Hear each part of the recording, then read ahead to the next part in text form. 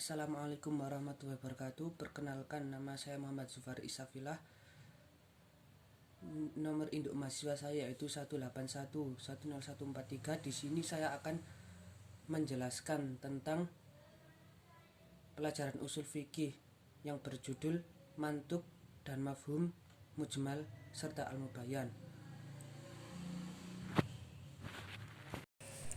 Baik, jadi di sini saya akan menyampaikan pengertian tentang mantuk. Mantuk secara bahasa adalah sesuatu yang diucapkan, sedangkan menurut istilah yaitu pengertian harfiah atau makna yang ditunjukkan oleh lafadz yang diucapkan itu sendiri. Pada dasarnya, mantuk ada yang berupa nas dan zohir. Yang pertama, nas. Nas adalah lafadz yang bentuknya telah menunjukkan makna yang secara tegas dan tidak mengandung kemungkinan makna lain. Yang kedua adalah zohir. Zahir adalah suatu perkara yang menunjukkan sesuatu makna yang segera dipahami ketika ia diucapkan, tetapi disertai kemungkinan makna lain yang lemah. Selanjutnya yaitu mantuk ghairu sharih, yaitu ada yang pertama dalalat al-ima, arti yaitu suatu pengertian yang bukan ditunjukkan langsung oleh suatu lafal, tetapi melalui pengertian logisnya karena menyebutkan suatu hukum langsung setelah menyebut suatu sifat atau peristiwa. Yang kedua yaitu dalalat al-isyarah, merupakan suatu pengertian yang ditunjukkan oleh suatu redaksi, namun bukan pengertian aslinya, tetapi merupakan suatu kemestian atau konsekuensi dari hukum yang ditunjukkan oleh redaksi itu.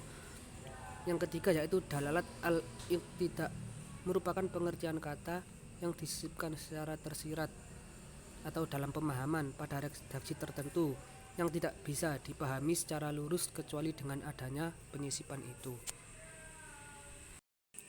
Selanjutnya yaitu pengertian mafhum. Mafhum adalah sesuatu yang ditunjuk oleh lafal, tetapi bukan ucapan lafal itu sendiri, atau dengan kata lain, pengertian yang ditunjukkan oleh lafal tidak di tempat pembicaraan, tetapi dari pemahaman ucapan tersebut. Para ulama membagi mafhum atas dua bagian, yaitu yang pertama mafhum muwafaqah dan mafhum mukhalafah. Mafhum muwafaqah yaitu pengertian yang dipahami sesuatu menurut ucapan lafal yang disebutkan. Dan mafhum muwafaqah sendiri terbagi menjadi dua, yaitu fawa alkitab dan lahan alkitab. Yang kedua yaitu mafhum mukhalafah. Yang dimaksud dengan mafhum mukhalafah yaitu ada lafalnya menunjukkan suatu pertentangan hukum yang diucapkan atau didiamkan dan yang disebutkan, atau dengan kata lain kebalikan dari hukum yang disebut. Lantaran tidak adanya batasan, maka nas tersebut dapat juga dipahami sebagai hukum yang mengharamkan bila batasannya tidak ada. Selanjutnya yaitu mujmal.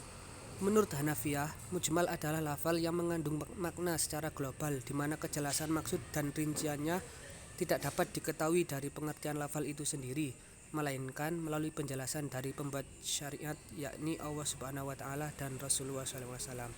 Sedangkan menurut jumhur ulama usul fikih, mujmal adalah perkataan atau perbuatan yang tidak jelas petunjuknya. Sementara itu ada juga pengertian mujmal yang dikemukakan Zakiyuddin Sya'ban. Beliau merupakan guru besar dalam bidang syariah pada Fakultas Hukum Universitas Ain Syams Mesir. Yakni menurut beliau mujmal yaitu lafal yang tidak bisa dipahami maknanya kecuali dengan penafsiran dan penjelasan dari penyampai atau pembuat lafal mujmal itu sendiri. Yang selanjutnya yaitu al-mubayyan. Secara etimologi al-mubayyan berarti yang menjelaskan atau yang merinci. Sedangkan menurut istilah terdapat dua redaksi yang sama-sama dikemukakan ulama usul fikih tentang pengertian al-mubayyan. Yang pertama, al-mubayyan adalah upaya menyingkapkan makna dari suatu pembicaraan atau kalam serta menjelaskan secara terperinci hal-hal yang tersembunyi dari pembicaraan tersebut kepada orang-orang yang dibebani hukum atau mukallaf. Yang kedua yaitu al-mubayyan adalah mengeluarkan suatu ungkapan dari keraguan menjadi jelas. Maksudnya, jika ada suatu ungkapan yang masih mujmal atau samar, maka dengan mubayyan ungkapan itu menjadi jelas. Mungkin sekian presentasi dari saya. Mohon maaf apabila banyak kekurangan, kritik dan saran saya harapkan dari para audien. Mungkin sekian dari saya. Mohon maaf apabila banyak kata-kata yang menyakiti hati audiens sekalian. Sekian dari saya. Assalamualaikum warahmatullahi wabarakatuh.